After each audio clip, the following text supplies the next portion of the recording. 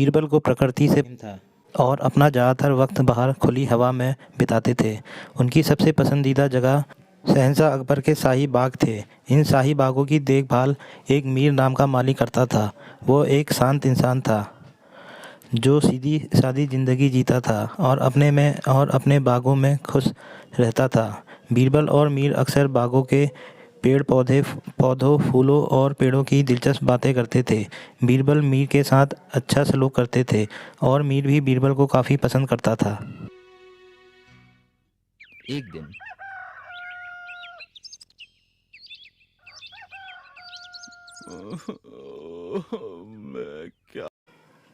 एक दिन मैं क्या करूं, मैं तो बर्बाद हो गया, लौट गया। मैं क्या करूं, मैं तो बर्बाद हो गया, कोई तो मुझे बचाए। क्या हुआ मीर, तुम रो क्यों रहे हो? कुछ नहीं, कुछ नहीं। क्या मतलब कुछ नहीं? तुम यहाँ बैठे जोर से रो रहे हो। बताओ दोस्त, क्या हुआ? हजूर, मैं अपने बुढ़ापे के लिए पैसे बचा रहा था।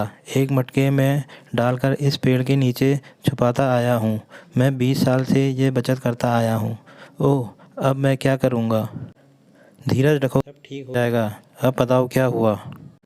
हजूर, मैंने आज यहाँ पैसों का मटका निकालने के लिए खुदाई की, पर वो यहाँ नहीं मिला। मटका नहीं था, किसी ने चुरा लिया मेरा पैसा। पता नहीं मैं क्या करूँ, आप ही बताएं मैं क्या करूँ। पर तुम पैसे यहाँ क्यों रखे, इस तरह ज़मीन के नीचे छुपाकर? क्यों अपने पैसे घर पर क्यों नहीं रखे तुमने? मैंने सोचा कि कौन इस पेड़ के नीचे देखेगा और मेरा पैसा हमेशा सुरक्षित रहेगा। वैसे भी मैं अपना सारा वक्त यहीं बिताता हूँ, तो मेरी नज़र हमेशा उस पर रहती थी।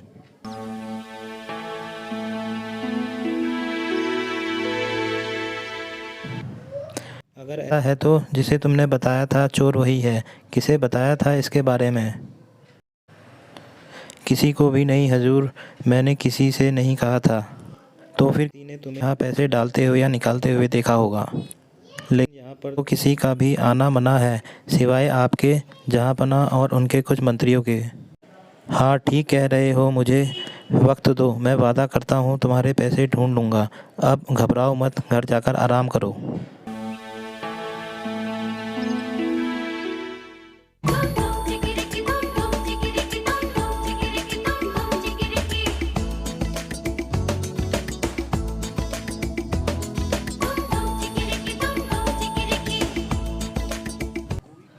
कोई भी जिसे पैसों के बारे में नहीं पता, वो इस पेड़ के नीचे क्यों खोदेगा? और वो भी एक कटहल का पेड़ है। कोई वैद्य या हकीम पेड़ के नीचे खोद सकता है दवाई बनाने के लिए। हाँ, ये ठीक है।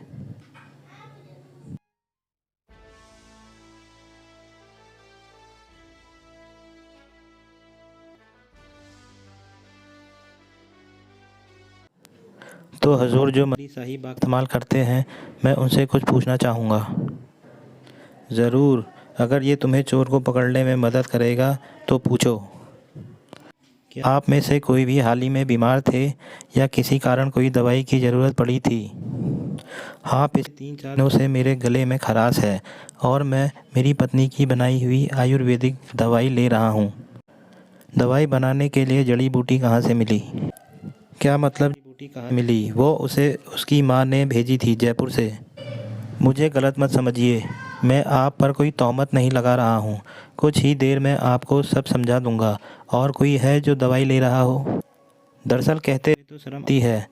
हाँ, लेकिन मुझे कब्ज़ की शिकायत रहती है और मेरे जो हकीम जी हैं उन्होंने जड़ी बूटी की एक दवा मुझे दी थी जो मैं 2 दिनों से ले रहा हूँ। ओह, और ये हकीम जी कौन है? क्या उन्हें दरबार में बुलाया जा सकता है? ज़रूर बुला सकते हैं उन्हें। उनका नाम वैद्य प्रसाद है। बीरबल, हमें माली के पैसे चोरी होने और इन दवाइयों के बीच कोई संबंध नज़र नहीं आता। तुम क्या साबित करना चाहते हो?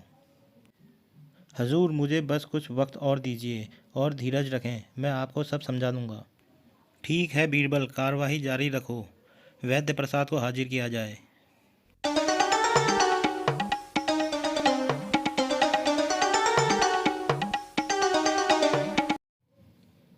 आदाब जहाँपनाह। आदाब। तुम्हें यहाँ बीरबल ने बुलाया है, हमने नहीं। वह तुमसे कुछ सवाल करना चाहता है। वैद्य जी, मैं कब से काफ़ी परेशान हूँ और मैं दरबार में बात कर रहा था तो राज सिंह जी ने आपसे मिलने का सुझाव दिया। आपने उनके लिए एक ऐसी दवा बनाई है जिससे उनका हाजमा ठीक हो गया है।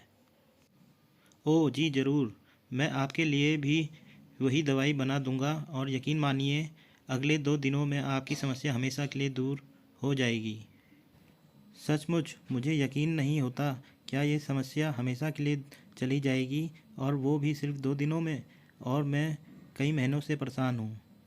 आप 2 दिनों में बिल्कुल ठीक हो जाएंगे। जैसे राज सिंह जी, वो भी लंबे समय से परेशान थे, लेकिन मेरी दवाई की बस 2 खुराकें और कब्ज से हमेशा से छुटकारा मिला उन्हें। मैं बहुत उत्सुक हूँ, आप ये दवा कैसे बनाते हैं, क्या इस्तेमाल करते हैं? अगर और किसी ने पूछा होता तो मैं ये बिल्कुल नहीं बताता, पर हजूर आप पूछ रहे हैं इसलिए मैं बताता हूँ। इस दवाई को बनाने में सबसे ज़रूरी चीज़ है कटहल के पेड़ की जड़ का अर्क। ओह, हमें चाहिए कटहल की जड़ का अर्क।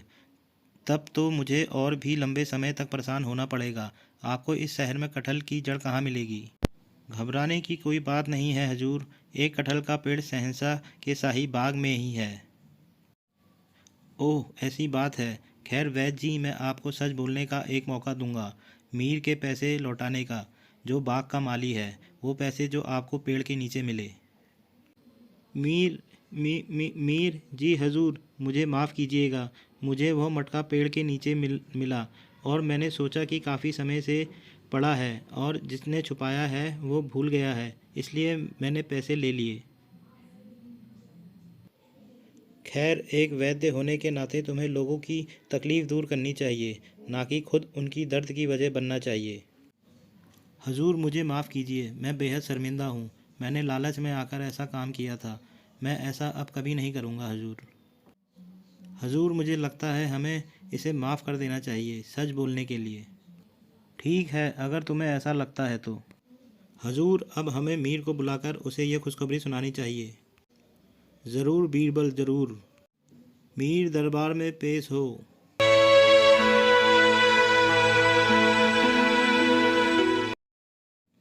आदाब जहाँपनाह। मीर, तुम्हारे लिए खुशखबरी है, तुम्हारे पैसे मिल गए हैं।